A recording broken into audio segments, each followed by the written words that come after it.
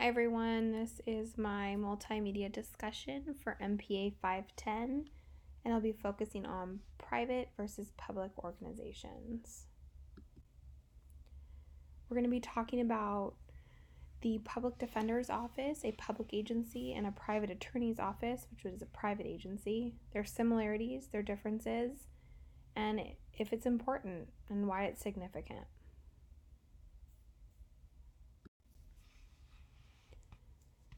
So the public and private sector are fundamentally alike in all unimportant aspects.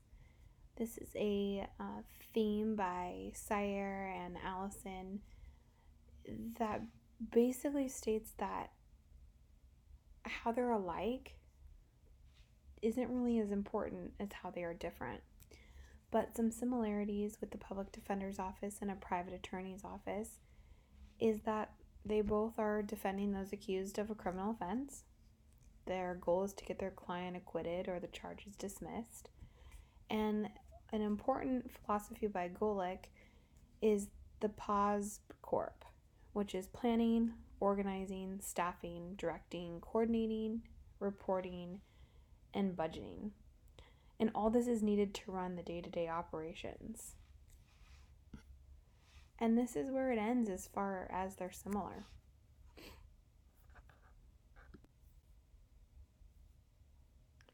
Distinguishing the difference between a public and private agency sets them apart in understanding their ultimate goals as an organization. Woodrow Wilson asserted the dichotomy between the politics and administration was the foundation for the public sector. Wilson also proposed that the administrative side of government should strive to be ran like a private business, specifically in efficiency and retaining the best employees, as these are integral components of success. Further developing on the idea of efficiency is Frederick Taylor's scientific management theory, which developed a strategy to discover and extrapolate the best way to do the job efficiently. One of the most important differences between the public and private sector is the issue of efficiency.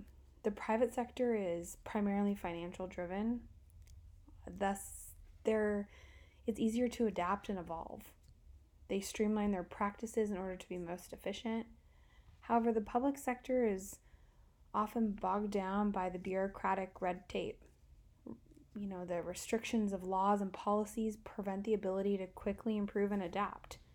So the public sector is often stuck in the dark ages, if you will. Many of the issues facing the public sector are because of the creation of outdated laws and policies.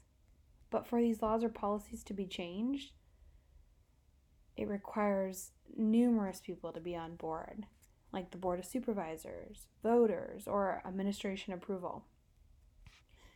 So the issues surrounding the implementation of new ideas or policies in the public sector are often derailed by wicked problems. And this term was coined by Riddle and Weber.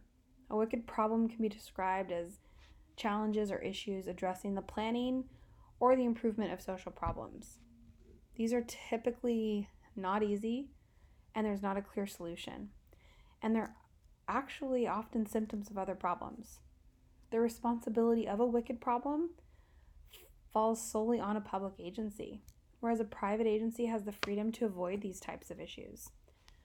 For example, if a person who spoke only German attempted to retain a counsel from a private firm, and the firm didn't have anyone who spoke German, they have the right to refuse service. However, if this happened at the public defender's office is a public agency, and it has an obligation to facilitate the service to this client. It's their civic duty. It now becomes their responsibility to find an interpreter because they have to provide a service. According to Paul Appleby, public administration is different from private administration in 3 important aspects. 1, political character. 2, breadth of scope. And 3, impact and consideration and public accountability. It's important to note, like Wilson, Appleby believed that government should be ran as a business. However, he disagreed on the dichotomy between the politics and administration. Appleby contended that politics was administration. The public sector is beholden to the people, and the agencies are funded by taxpayer money. The private sector does not have a duty of civic responsibility. For example, a private attorney can cut ties with a client at any point. A public defender, on the other hand, is not able to part ways with their client. It's their responsibility to be that voice.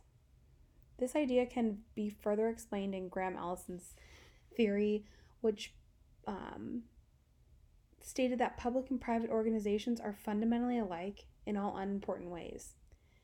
He examined the associations between running government as a business, as well as the correlation between political executives and their administration organization. Arguably, the most important component of Allison's framework for understanding the characteristics of a public manager was based on their environment.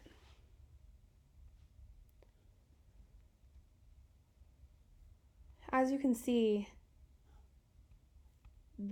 there's vast differences between the public and private sector.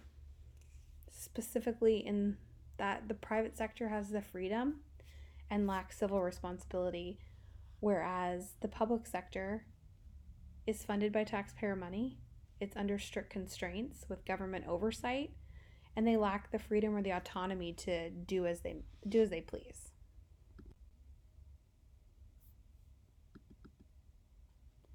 So, is this important? Why does it matter? Yes, it's very important. The institutions of public and private organization are obviously inherently different in many ways, but the most pivotal seems to be their value system. Their similarities are evident in the practices and organizations, their day-to-day running of their company. However, the public sector's core is to serve the community. The freedom of being a private sector manager allows for the prevalence of innovation and evolvement, with the ultimate goal being efficiency, thus profitability. The public administrator has a unique hardship in that the measure of success is not financial, but in the ability to serve the community effectively, not solely efficiently. Often these successes or failures cannot be precisely measured. However, the desire for efficiency is often met with reservation in regards to the public sector. They're faced with out-of-date practices and bureaucratic red tape. Public and private agencies are alike in their foundation, but the distinguishing differences are what sets them apart. Here is my reference page, and I hope everyone has a great week. Thank you.